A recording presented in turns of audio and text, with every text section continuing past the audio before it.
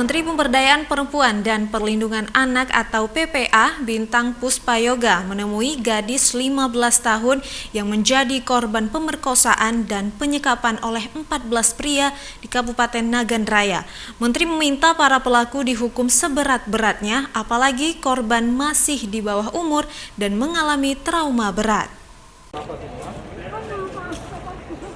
Menteri Pemberdayaan Perempuan dan Perlindungan Anak atau PPPA Bintang Puspayoga Sabtu sore menyambangi kediaman N, gadis berumur 15 tahun yang menjadi korban pemerkosaan dan penyekapan yang dilakukan oleh 14 pria remaja di Kabupaten Nagan Raya.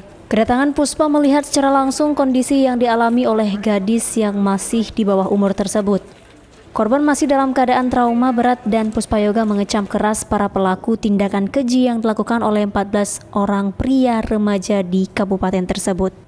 Puspa juga memerintahkan Dinas Pemberdayaan Perempuan dan Perlindungan Anak atau P3A Provinsi Aceh untuk memberikan rehabilitasi kepada korban secara serius dan intensif agar dalam waktu dekat mental korban segera pulih dan bisa menjalani kehidupan normal seperti biasanya. Kementerian dan pemerintah daerah juga akan memberikan biaya penuh untuk korban agar bisa melanjutkan pendidikan. Selain menyambangi kediaman korban pelecehan seksual, Bintang Puspayoga juga mendatangi lapas kelas 2B Melabuh untuk bertemu dengan dua pelaku yang juga masih di bawah umur. Dari total 14 orang pelaku ruda paksa.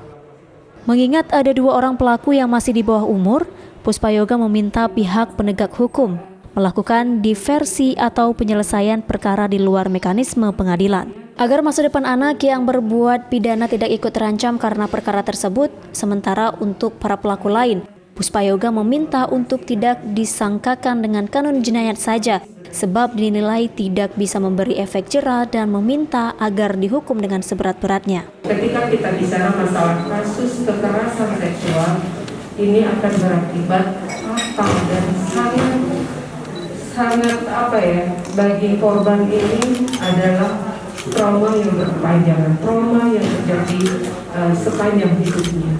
Jadi tidak adil kalau kekerasan seksual ini bagi pelaku.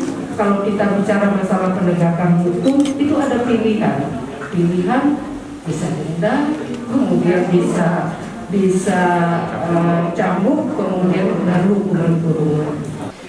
Hingga kini polisi telah menangkap 13 orang tersangka dari 14 orang pelaku kekerasan seksual terhadap anak di bawah umur yang terjadi di Kecamatan Sukamakmur, Kabupaten Nagan Raya. Sementara satu orang lagi masuk dalam status DPO kepolisian setempat. Dalam kasus tersebut, para tersangka dikenakan Kanun Aceh nomor 6 tahun 2014 tentang hukum jinayat. Dari Kabupaten Nagan Raya, Afsah, iNews melaporkan.